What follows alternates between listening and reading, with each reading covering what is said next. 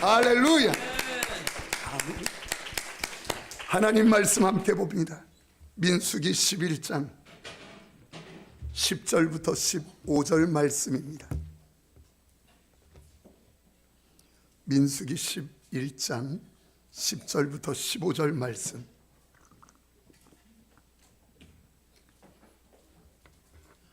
우리 한 절씩 교독하겠습니다. 백성의 온 종족들이 각기 자기 장막문에서 우는 것을 모세가 들으니라. 이러므로 여호와의 진노가 심히 크고 모세도 기뻐하지 아니하여 모세가 여호와께 여짜오되 어찌하여 주께서 종을 괴롭게 하시나이까? 어찌하여 내게 주의 목전에서 은혜를 입게 하지 하시고 이 모든 백성을 내게 맡기사 내가 그 짐을 지게 하시나이까? 이 모든 백성을 내가 배웠나이까? 내가 그들을 낳았나이까? 어찌 주께서 내게 양육하는 아버지가 젖 먹는 아이를 품듯 그들을 품에 품고 주께서 그들의 열조에게 맹세하신 땅으로 가라 하시나이까? 이 모든 백성에게 줄 고기를 내가 어디서 얻으리이까? 그들이 나를 향하여 울며 이르되 우리에게 고기를 주어 먹게 하라 하온즉. 우리 14, 15절 함께 읽습니다. 책임이 심히 중하여 나 혼자는 이 모든 백성을 감당할 수 없나이다. 주께서 내게 이같이 행하실진대 구하옵나니 내게 은혜를 베푸사 즉시 나를 죽여 내가 고난당함을 내가 보지 않게 하옵소서. 아멘. 우리 글로리아 중창단 찬양 드리겠습니다.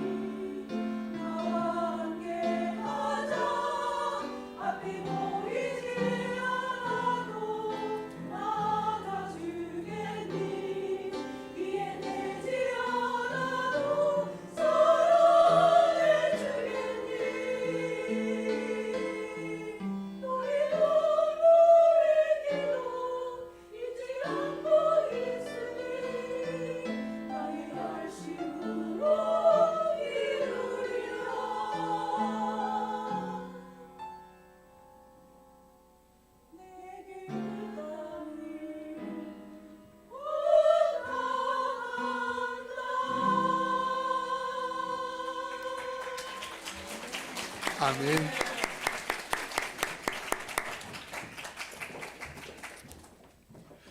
우리 옆에 분께 인사할까요? 옆자리에 앉아주셔서 너무너무 고맙습니다. 여러분, 왜 너무를 한 번만 해요? 두 번 했는데 너무너무 고맙습니다. 우리 다시 앞뒤자고 인사하죠.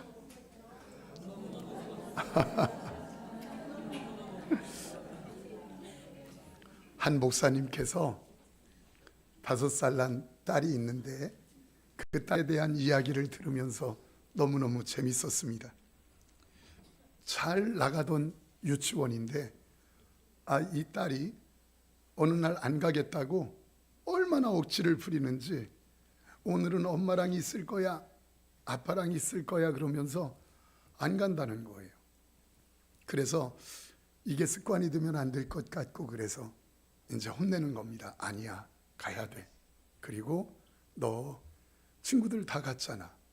너 왜 가기 싫어하는지 얘기도 안 하는데 가야 돼 하면서 이제 막 설득도 하고 또 꾸지람도 하고 얘기를 한 거예요. 근데 이 녀석이 안 가겠다고 한사코 계속 난 안 가 얼마나 고집을 피우는지 도저히 어떻게 할 수가 없는 거예요.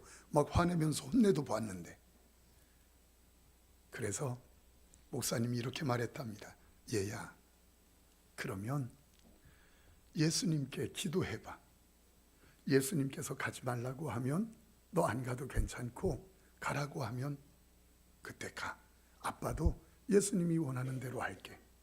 그 말을 듣고 이 아이가 자기 방으로 기도하러 간 거예요. 기도를 했습니다.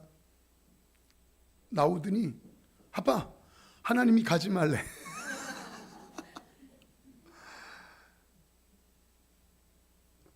이 아빠는 급당황한 거예요. 목사님인데. 왜냐하면 하나님이 그럴 리가 없을 것 같은데 이 녀석이 거짓말하는 건지 아니면 진짜 그런 건지.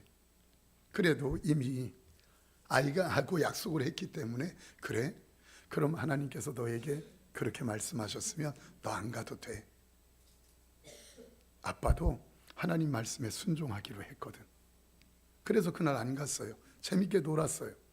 그렇게 지나고 난 뒤에 몇 개월 뒤에 또 아이가 유치원에 가기 싫어하는 겁니다. 또 이번에도 설득도 하고 너 가야 돼 혼내기도 했는데 이 녀석이 한사코 또 안 간다고 고집을 피우는 거예요. 그래서 이번에도 너 하나님께 기도해. 예수님께 물어보고 예수님께서 응답하시는 대로 하자. 그랬더니 이 아이가 가서 기도를 이렇게 드리는 거예요. 기도하고 왔어요. 그리고 유치원 가방을 주섬주섬 들고 이렇게 매더니 나가려고 하는 거예요. 그래서 야, 너 아빠가 그렇게 혼내도 설득해도 들은 척도 안 하더니 웬일로 가려고 그래? 그랬더니 하는 말이 하나님이 가라잖아. 이제 가방을 메고 문을 나서면서 진짜 가기 싫었는데 이렇게 얘기하는 거예요. 저는 이 아이가 순수하게 하나님 앞에 기도하는 모습도 예뻤지만 제가 이 설교를 준비하고 있을 때였기 때문에 아빠가 그 아이를 어떻게 해보려고 하는데 뜻대로 되지 않는, 어떻게 해볼 도리가 없었던 한계 상황, 이 부분이 귀에 이렇게 들어와서 한참을 생각하게 되었습니다. 여러분, 한계 상황, 오늘 말씀의 제목이 한계 축복이라고 하는 제목이에요. 한계 상황 이렇게 되는데 한계 상황이라고 하는 단어를 보면 사람이 아무리 몸부림치고 수고해도 어찌할 수 없는 일, 벽처럼 느껴지는 일, 그것을 한계 상황 이렇게 이야기합니다. 그 한계 상황은 도저히 넘을 수 없는 벽이기 때문에 우리를 낙담시키고 좌절케 하고 때로는 비참하게 만들고 초라하게 만들고 그리고 어떤 사람에게는 자살 충동까지 느끼게 만들어서 인생을 포기하게 만드는 그런 일이 한계 상황이라고 하는 단어입니다. 여러분 혹시 여기 한계 상황 맞닥뜨려서 예배에 나오신 분 있습니까? 오늘 본문이 제목이 한계 상황이 축복이라고 하는, 한계가 축복이라고 하는 제목이에요. 어떻게 치명적으로 우리에게 낙담케, 좌절케, 포기하도록, 그리고 때로는 우울증에, 때로는 자살 충동까지 느끼게 만드는 이 치명적인 것이 우리 인생에 어떻게 축복이 될 수 있을까? 성도님들 꼭 아셔야 되는데, 하나님께서는 인간의 도저히 넘을 수 없는 한계 상황을 딱 맞닥뜨리게 해서 우리에게 깨닫게 해주시고자 하시는 하나님의 의도가 있기 때문이에요. 다시요, 하나님이 한계 상황을 맞닥뜨려서 이 강팍하고 딱딱하고 굳어진 마음에 하나님이 아니면 안 되라고 하는 생각을 갖게 만든다는 것이에요. 철학자 야스퍼스는 한계 상황, 이 한계 상황이 순기능이 있다고 합니다. 한계 상황이 축복이 된다고 말합니다. 뭐라고 하느냐면, 인간이 한계 상황을 받아들여서 수용함으로 자기 자아를 자각하고 그리고 참된 실존을 회복하게 된다. 지금 이 말이 무슨 말인지 철학자의 말이기 때문에 어렵게 들리는데, 우리 성경 단어로 풀면 이런 겁니다. 이 낙심하고 무너지는 한계 상황을 딱 맞닥뜨리게 함으로 제대로 하나님을 찾게 된다. 제대로 하나님을 만나게 된다. 하나님이 아니면 안 됩니다라고 하는 고백을 하게 된다. 무엇을 맞닥뜨려서? 한계 상황을 맞닥뜨려서. 이게 성경적인 풀이에요. 저는 이 말씀을 준비하면서 벽을 만난 성도님들의 모습이 얼굴에 떠올리는 거예요. 떠올려지는 거예요. 갑자기 사건을 당해서 건강을 잃어버린 분, 어떤 우리 교회의 성도님은 오랜 날 동안 누워 계시고 함께 예배하고 싶은데 늘 동영상으로 예배하고 계신 분들, 가정이 깨어져서 하늘이 무너지는 것 같은 아픔을 경험하신 분들, 그리고 가족을, 아들을, 딸을 먼저 세상을 떠나게 먼저 보내놓고 눈물 짓고 계신 우리 성도님들의 모습, 이런 모습들이 이렇게 떠오르는 거예요. 오늘 본문이 딱 그 상황입니다. 사랑하는 성도님들, 혹시 도저히 어찌할 수 없는 한계 상황 맞닥뜨려 오늘 예배에 나오신 분 있다면, 그것이 가정의 한계 상황이든, 그것이 자녀의 한계 상황이든, 그것이 재정 문제의 한계 상황이든, 때로는 어떤 관계의, 어떤 건강의 한계 상황이든, 한계 앞에서 서신 분 오늘 여기 계시다면 이 말씀이 여러분들의 해답이 되기를 축원합니다. 이스라엘 백성들이 지금 시내산 그곳에서 하나님의 놀라운 역사를 누리게 됐어요. 옷과 신발은 헤어지지 않는 축복, 만나의 축복, 그리고 불기둥과 구름기둥으로 인도하시는 하나님의 놀라운 역사를 지금 민수기 11장에서 경험하고 있는 겁니다. 그런데 섞여 사는 인종들, 섞여 사는 사람들이 있었는데, 이방 민족들, 그들이 하나님의 은혜를 저버리고 그만 불평하면서 원망하며 우는 모습이 그들에게 있어진 거예요. 근데 문제는 섞여 사는 이방 족속들만이 아니라 그 모습을 보고 똑같이 이스라엘 백성들도 지금 함께 불평하며 울고 있는 겁니다. 그들의 요구가 무엇입니까? 오늘 11장 4절 말씀, 그들의 요구를 이렇게 말씀합니다. 그들 중에 섞여 사는 다른 인종들이 탐욕을 품음에 이스라엘 자손도 다시 울며 이르되 누가 우리에게 고기를 주어 먹게 하랴. 이들이 먹을 것이 풍성했어요. 하나님이 주시는 하늘의 만나가 있었는데 그것을 별거 아닌 것으로 여기고, 하나님 대체 고기, 애굽에서 먹던 고기 우리에게 왜 안 주십니까? 근데 하나님께만이 아니라 지금 지도자 모세를 향하여 손가락질하고 원망하고 불평하고 있는 거예요. 그리고는 여기 그 말씀 뒤에 5절에 보면 이렇게 말을 해요. 파, 마늘, 부추, 생선, 우리가 그것 먹고 싶은데, 애굽에서 먹던 것인데 광야에서 하나도 먹을 수 없구나. 그러면서 지금 하나님 앞에 원망하고 불평하며 울고 있는 것이에요. 애굽에서 먹던 것들을 모세가 무슨 재주로 60만이나 되어지는 인구, 그것도 장족만, 그들에게 먹을 것을 다 줄 수 있겠습니까? 도저히 줄 수 없는데 이 한계 상황에 딱 맞닥뜨린 지금 모세가 하나님 앞에 단언하면서 울고 있는 게 오늘 본문 말씀이에요. 11절 말씀 제가 읽어드리면 이렇게 말합니다. 모세가 여호와께 여짜오되 어찌하여 주께서 종을 괴롭게 하십니까? 12절 말씀에 이 모든 백성을 내가 배웠나이까? 내가 그들을 낳았나이까? 마치 아비가 젖먹이 아이를 품듯 나는 아무것도 할 수 없는데 왜 나를 괴롭게 하십니까? 지금 하나님 앞에 탄원하면서 부르짖고 있는 모습이 한계 상황에 맞닥뜨린 모세의 모습이에요. 그리고 결국에는 15절 말씀에 극단적으로 이렇게까지 이야기합니다. 우리 15절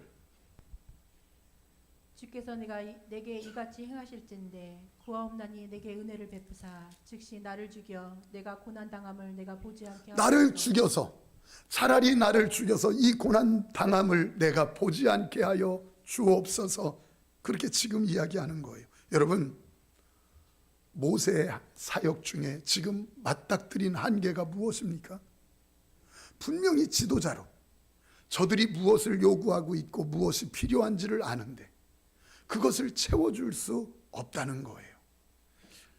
설 바로 전에 우리 한 집사님으로부터 전화를 받게 됐어요. 설 명절 인사 전화인데 그분은 예배를 드리고 싶은데 부평 저 멀리 차를 2번, 3번 갈아타고 나오는 분인데 제가 아는 것만 해도 그 큰 수술을 7, 8번을 했어요. 걸어가다가 힘이 없어서 푹푹 주저앉고 예배 나와서 앉아있다가 일어나다가 또 주저앉고 그분의 아들, 그분의 남편도 얼마나 연약한지 이분이 그런 처지인데 누구 하나 의지할 만한 분이 없는 너무너무 아픈 분이에요. 목사님 뵙고 싶어요. 함께 찬양하며 예배드리고 싶어요 하는데 수화기를 붙잡고 엉엉 울었습니다. 그분은 그 집에서 흐느끼며 울고 목사는 그 수화기를 붙잡고 엉엉 울고 마음이 너무너무 무거운 거예요. 기도는 해주는데 그 기도해주는 제 모습이 초라한 거예요. 내가 기도밖에 해줄 수밖에 없나? 다른 뭐 줄만한 게 없을까? 미안한 거예요.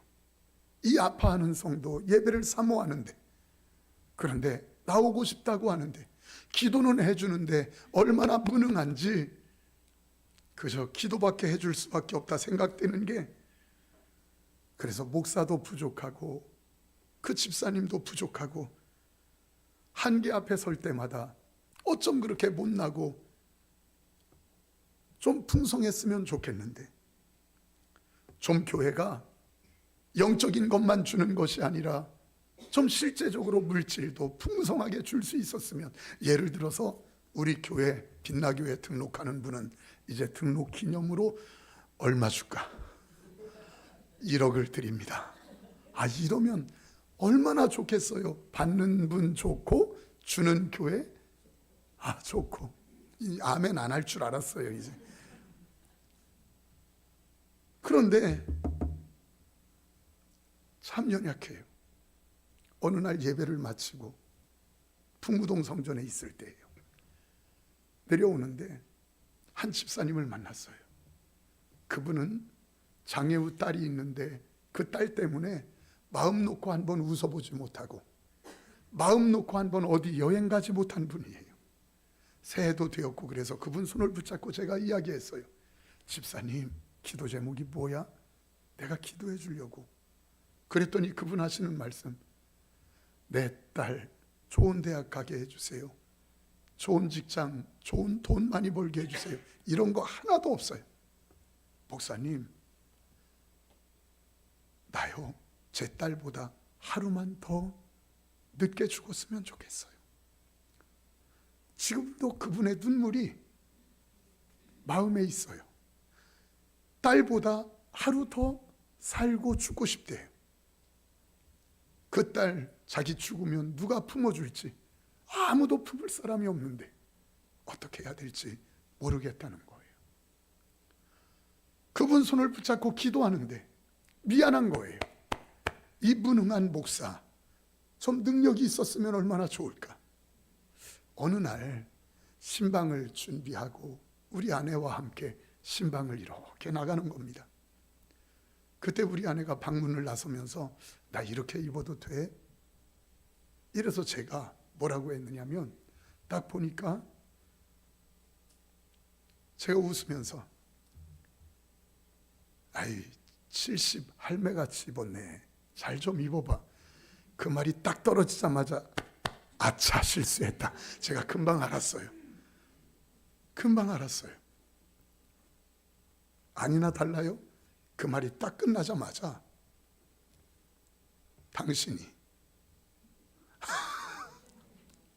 나한테 평생에 정장 한 벌이나 사준 적 있어요? 실수했죠. 사주고 싶었어. 사주려고도 했어. 그런데 그게 쉽지 않아요.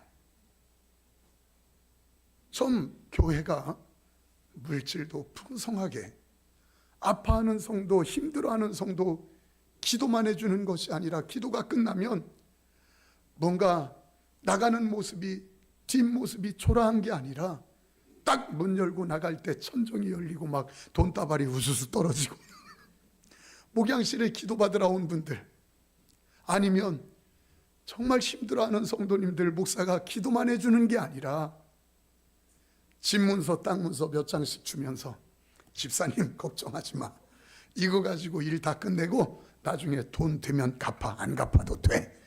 아멘 안 할 줄 알았어. 아 진짜 그러면 얼마나 좋을까. 그런 생각을 이렇게 하게 될 때도 있어요. 그러나 그렇지 않고 하나님이 우리에게 한계 상황을 주시는 이유가 있어요. 그게 뭔 줄 아십니까? 너는 나 없이는 안 돼. 내 주인은 내가 아니야, 나야.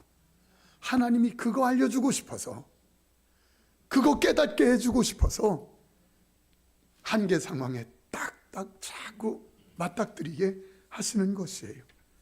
사랑하는 성도님들, 좀 잘난 목사면 얼마나 좋을까, 똑똑하면 좋을까, 좀 능력 좀 있으면 좋을까 생각하지만 사실은 뒤돌아보면 한계 상황에 맞닥뜨린 그 삶이 훨씬 더 제 신앙을 성장시켰고, 그리고 하나님을 더 기뻐하는 자로 만들었다는 것을 뒤돌아보면 알게 됩니다. 목회하며 여러 어려운 성도들을 보게 됩니다.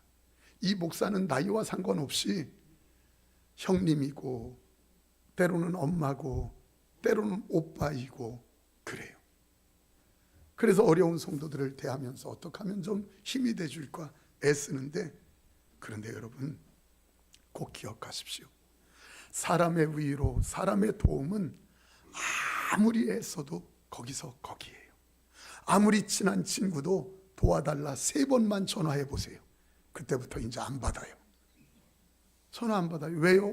친구가 싫어서가 아니라 자기도 힘든데 도와줄 수 없는데 그 전화 받는 게 부담이어서 받기 힘든 거예요. 친정엄마도 그렇다니까. 한 번, 2번 전화할 땐 받아요. 그리고 도와줘, 힘들어 그러면 친정엄마가 아 그렇구나 하고 도와줘. 근데 그 딸이 3번째 전화하면 안 받아. 왜 안 받아요? 엄마도 힘든데, 도와줄 수 없는데 마음이 아프거든요. 사랑하는 성도님들, 딱 하나, 왜 맞닥뜨리게 하나? 그 고난에, 그 한계 상황에 맞닥뜨리게 하나? 그것은 내 주인은 내가 아니라 내가 바로 내 주인이야, 이거 알려주고 싶은 거예요.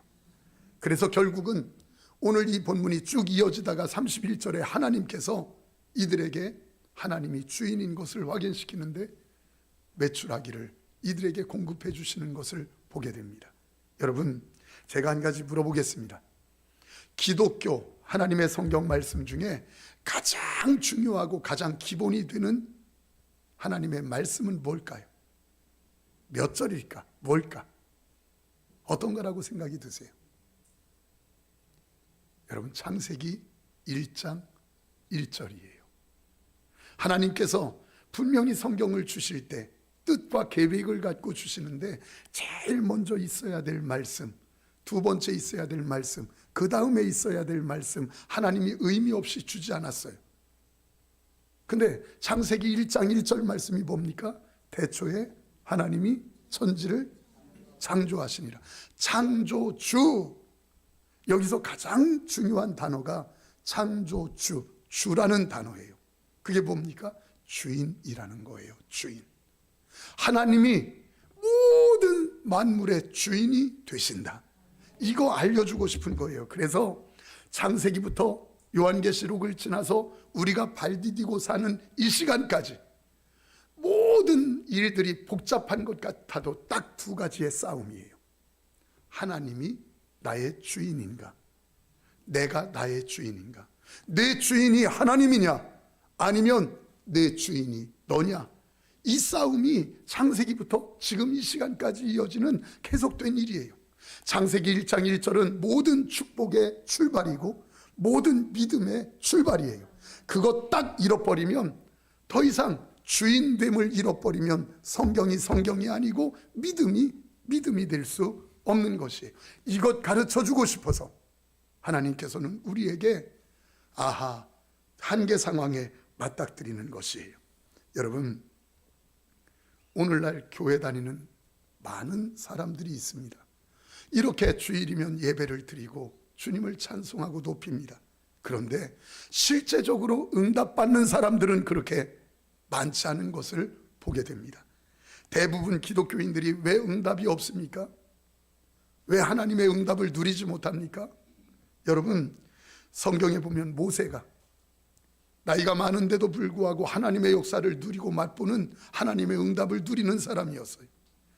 사무엘이 하나님의 영광이 떠난 이가보 시대의 이스라엘을 에베네셀 축복의 시대로 딱 바꿔놓는 시대적인 사명자로 응답을 누렸어요. 다윗 보십시오. 그 모진 환경 가운데에도 그가 백전백승하는 응답을 누리는 축복된 생애였어요.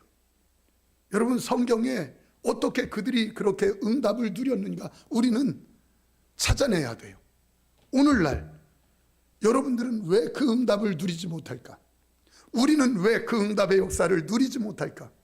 왜 다윗과 똑같은 하나님을 모시고 있는 우리가, 사무엘과 똑같은 하나님을 모시고 있는 우리가, 왜 모세와 똑같은 하나님을 모시고 있는 우리가 모세가 누렸고 사무엘이 누렸고 다윗이 누렸던 그 하나님의 응답의 역사가 실제적으로 가정에, 재정에, 그리고 자녀들에게 누려지지 않을까?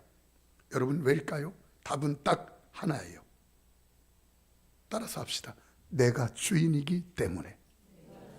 내가 주인이기 때문에. 내가 나의 주인이기 때문이에요. 성도님들, 내가 나의 주인이 되면 나도 모르게 사단의 종된 자로 살게 되어집니다. 나도 모르게 사단의 종된 자로 사는 것이에요. 이거 딱 성경에서만 이야기하고 있는데, 그런데 우리는 이 성경의 말씀을 자꾸 무시하고 하대하고 그 말씀을 인정하려 들지 않습니다.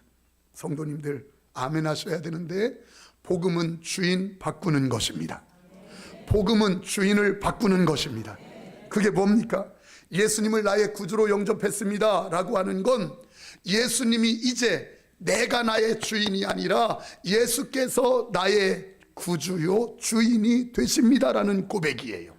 그래서 예수님을 딱 영접했다는 것은 이제는 내가 주인이 아니라 우리 예수 그리스도가 나의 주인입니다라고 하는 고백인 줄 믿습니다.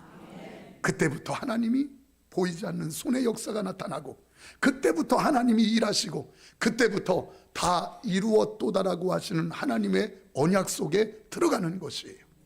사랑하는 성도님들, 요한복음 2장에 보면 혼인잔치가 나와요. 가나에서 혼인잔치를 하는데 예수님도 그리고 예수님의 어머니도 제자들도 다 초청함을 받았어요. 근데 2장 4절에 보니까 포도주가 떨어졌어요. 여러분, 포도주는 기쁨, 즐거움, 행복을 얘기하는데 그 잔치는 행복해야 되고 기뻐야 되는데 포도주가 떨어진 거예요. 그때 어머니 마리아가 이야기합니다. 예수님, 포도주가 떨어졌네요. 왜냐하면 예수님의 능력을 아니까. 그때 예수님이 하시는 말씀, 나와 무슨 상관이 있나이까? 아직 내 때가 이르지 아니하였나이다. 상관없대요. 때가 이르지 않았대요. 그런데 신기하지요? 바로 5절에 제자들 그리고 하인들에게 이야기합니다. 예수께서 뭐라고 하시든 너희는 다 순종하라. 그랬더니 예수님께서 바로 돌 항아리에 물을 넣게 하고 그리고 떠다 주어 물이 포도주 되는 기적을 일으켰습니다. 놀라운 역사를 나타냈습니다. 이게 무슨 차이입니까? 예수님이 초청을 받아 그 가정의 손님으로 있을 때는 나와 무슨 상관이 있습니까? 아직 내 때가 이르지 않았습니다. 그러나 하인들로 예수께서 뭐라 하든 다 순종하라. 그 가정의 잔치의 주인이 되었을 때 비로소 하나님은, 예수님은 물로 포도주를 만드는 기적을 나타낸 줄 믿습니다. 이게 하나님의 일하심이에요. 여러분들이 오늘 여기 앉아 있다고 주님이 일하시거나 오늘 예배에 나왔다고 해서 주님이 여러분들을 축복하시고 그 은혜를 베풀어서 누리게 하시는 것이 아니에요. 앉아 있다 얼마든지 그냥 갈 수 있어요. 예배 드렸다 주의 이름을 부르며 찬양했다 얼마든지 그냥 갈 수 있어요. 누구에게 하나님이 역사하시고 누구에게 능력을 누리게 하시고 누구에게 축복을 누리게 하시는가? 그것은 내가 주인에서 예수 그리스도께서 주인으로 바뀐 인생에게, 바뀐 성도에게 역사하시는 줄 믿습니다. 오늘 주인 바뀌는 예배 되기를 축원합니다. 오늘 주인 바뀌는 예배가 되기를 축원합니다. 오늘 앉아있다 그냥 가면 안 돼요.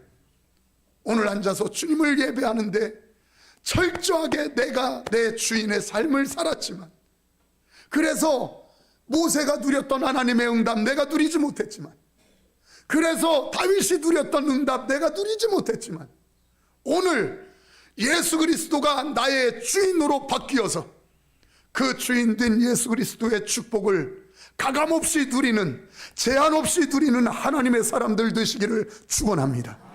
이게 하나님이 우리에게 요구하시고 주시고자 하시는 것이에요. 사랑하는 성도님들, 그래서 역대상 29장 12절 말씀에 이렇게 말합니다.